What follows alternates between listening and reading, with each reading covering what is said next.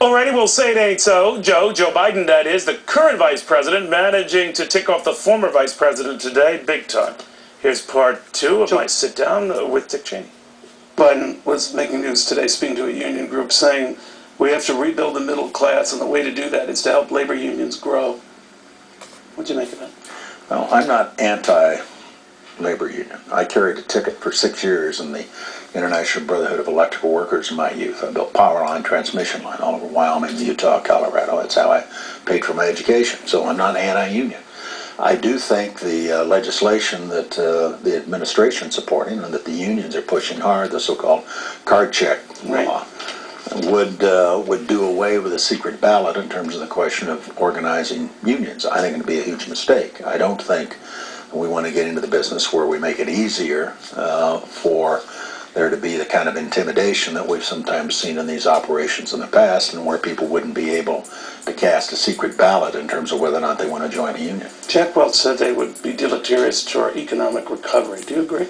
Well, I always felt that what Ronald Reagan did back in 1981 in the early part of his administration, when he was very tough with the air traffic controllers, was a good, sound, solid move.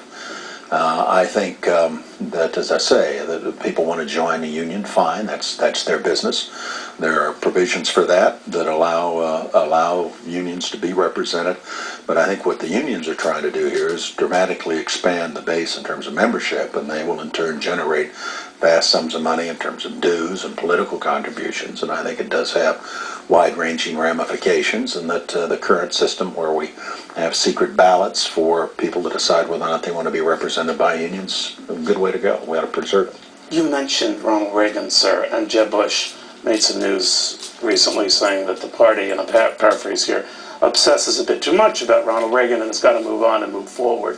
What do you make of that? Well, I like Jeb. I think he's a good man.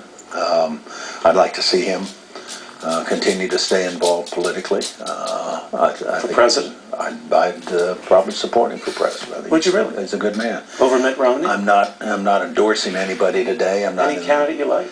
I'm not in the business of endorsing anybody at this point, Neil. But I'm a big fan of Jeb's. I think in terms of the Reagan legacy, I think it's important to the party.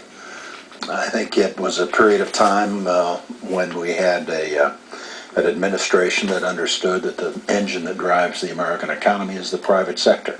That one of the things that was most important from the standpoint of government was to get out of the way of the private sector and let small businesses grow and develop and create jobs and create wealth. You had to reduce the tax burden to the maximum extent possible. Exactly the opposite of the kind of policies we see coming out of the administration today, when we're experiencing a proposal for a vast increase in the power of the government over the private sector. But without any regard for party, it started with your administration, right? I mean, the bailout, the financial bailouts of the banks, and looking to help the auto companies in very dire economic moments, certainly, was started by you and President Bush. Well, do you regret any of that? I disagreed with bailing out the automobile companies. I would have encouraged the process to go forward for Chapter 11. I thought that was the right way to go. The banks are different. And the reason the banks are different is because they're part of the financial system that is the heart and soul of our economy. And the federal government has major responsibilities for the health of our financial institutions. You've got the Federal Reserve, the Treasury, the FDIC, SEC, etc. And when the markets began to seize up, when people couldn't get credit anymore, when the collapse, for example, of the subprime mortgage market and so forth put at risk the basic fundamental health of our economy, because it threatened that core of our financial system. And there isn't anybody other than the federal government that can fix it. And therefore we felt we had no choice. But they're still in shaky shape, right? After all the money we spent, do you think that maybe had we let bankruptcy like you recommended for the auto companies be applied to the banks? Not for the banks. Really?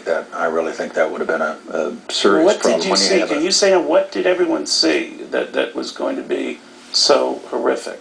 Well, when we'd have the Secretary of the Treasury or the Secretary of the Treasury or the Chairman of the Federal Reserve come in and say we've got a major crisis on our hands and within 48 hours major financial institutions are going to go down in flames. Or that Fannie Mae and Freddie Mac that dominated the mortgage market out there were suddenly in trouble financially because of the collapse of the subprime mortgage But you market. must have seen where that was going, right? What you do for one, all expected, and then it's an expectations game, right? Right, but again, I think you've got to, and we've got to make a distinction about the financial sector because it is different than the other parts of the economy. The other parts of the economy can't function without a strong financial sector, without credit, without sound monetary policy and actions by the government and the Federal Reserve to establish and maintain the value of our currency.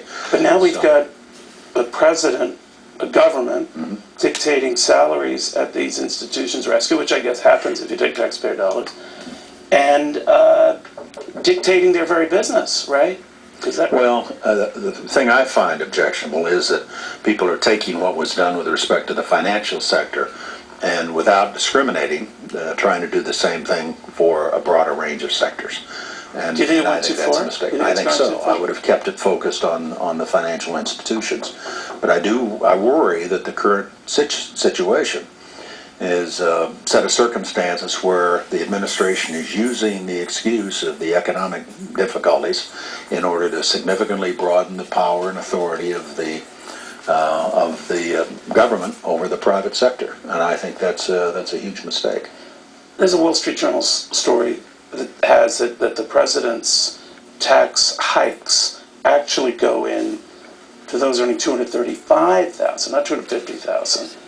What do you think of that? I haven't seen the story, but I worry. I don't see any way you can do what he's trying to do in terms of this vast expansion of governmental programs and a huge federal deficit and major tax increases without the kind of tax increases that are going to hit virtually every American. Do you think it stops at 39.6%? I'm afraid it won't. Not if you go with a government of the size and scale that the administration apparently envisions. What do you envision it will ultimately get to? Well, I'd much prefer a situation in which we did not embark upon a course of the vast expansion of the authority of the federal government over the private sector. I'd be much more focused on tax cuts and reducing the economic burden on the private sector that the federal government represents is the best way to get the economy up and running again. I think you need to create jobs, you need to support small business, you need to encourage people to go out and save and invest and to create the kind of entrepreneurial activity that really has given us the greatness that is the American economy, not expand the size of the federal government. Finally, Mr. Vice President, many have urged the Republican Party to moderate, to get more mainstream, to do what Democrats did at the time of Bill Clinton in the late 80s into 92, become more palatable to a wider section of the population. What do you say? I think we need to run a party that is broadly based, where people of a wide variety of viewpoints are welcome. I don't think we ought to change the basic fundamental philosophy of the Republican Party. I personally am a conservative Republican. I obviously believe in my philosophy, and I think that's the basis upon which we have to build any resurgence of our party. I think we will, but I think we'll do it by being true to our principles, not becoming more like the Democrats. So you don't think you'd isolate Republicans going your route? No. Mr. Vice President, thank you very, very much. Pleasure as always, Neil. Thank you very much. Good to see you.